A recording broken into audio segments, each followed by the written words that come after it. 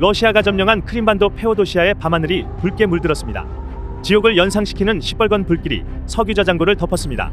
7일 로이터 통신은 우크라이나군의 드론 공격으로 크림반도 흑해 연안도시 페오도시아에 있는 석유 저장고에서 화재가 발생했다고 전했습니다.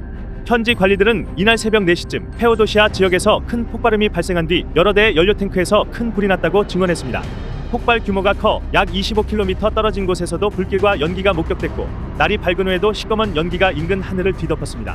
러시아 국방부는 이날 자국 방공 시스템을 이용해 크림반도 상공에서 우크라이나 드론 21대를 파괴했다고 밝혔습니다. 지난 2014년 러시아가 강제 병합한 크림반도는 대전 이후 러시아군이 공군기지와 물자 보급로를 두고 요충지로 활용하고 있는데요. 2년여 동안 크림반도 내 러군 시설을 줄기차게 때린 우크라이나군이 겨울철을 앞두고 러시아 에너지 시설을 공격한 것으로 보입니다. 우크라이나군은 지난 4일에도 러시아 본토 보로네시주의 석유 저장고를 공습한 바 있습니다. 우크라이나 언론 키이우 포스트는 페오도시아 석유 저장고가 피해를 입으면 크림반도에 주둔 중인 러시아군과 주민들이 연료 부족으로 어려움을 겪을 것이라고 전했습니다. 매체에 따르면 지난 3월에도 같은 저장고가 공격받은 적이 있는데 당시 석유 가격은 하루 만에 20%나 급등했고 주유소앞엔 기름을 넣으려는 수백 대의 차량 행렬이 만들어졌습니다. 우크라이나군 드론은 같은 날 사키 공군기지와 벨베크 공군기지 등 크림반도에 있는 러시아군의 주요 군사 비행장을 때렸습니다. 키이우 포스트는 사키 공군기지 인근에 거주하는 주민들의 증언을 통해 12차례에서 15차례의 폭발음이 발생했고 공중에 드론을 향해 방공미사일이 발사됐다고 전했습니다. 사키 기지와 벨베크 기지는 러시아군의 항공기들과 함께 대공미사일 부대가 집중 배치된 것으로 확인된 곳입니다. 크림반도를 향한 드론 미사일 공습을 원활하게 하기 위해 방공 시스템을 최대한 많이 파괴하려는 우크라이나군의 전략으로 보입니다.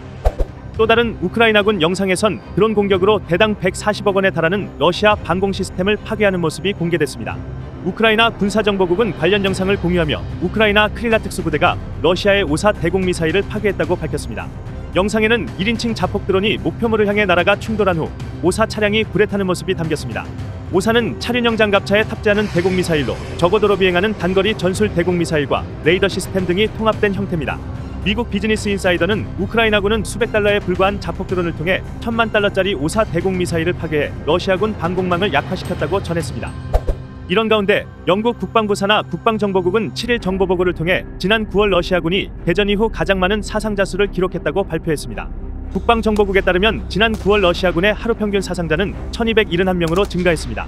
이전까지 러시아군 1일 사상자가 가장 많았던 달은 지난 5월 1262명이었는데 당시엔 러시아군의 하르키우 집중 공세와 더불어 우크라이나군의 쿠르스크 침공을 막아내야 하는 상황이 겹쳐 많은 사상자가 나왔습니다.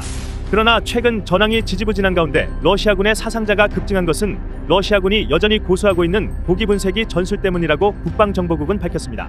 전 모스크바 주재 영국 국방무관인 존 포먼은 영국 텔레그래프에 러시아는 겨울에도 멈추지 않고 계속 약점을 찾으며 전진할 것으로 예상한다. 러시아 병사들에겐 매우 암울한 사실이라고 말했습니다.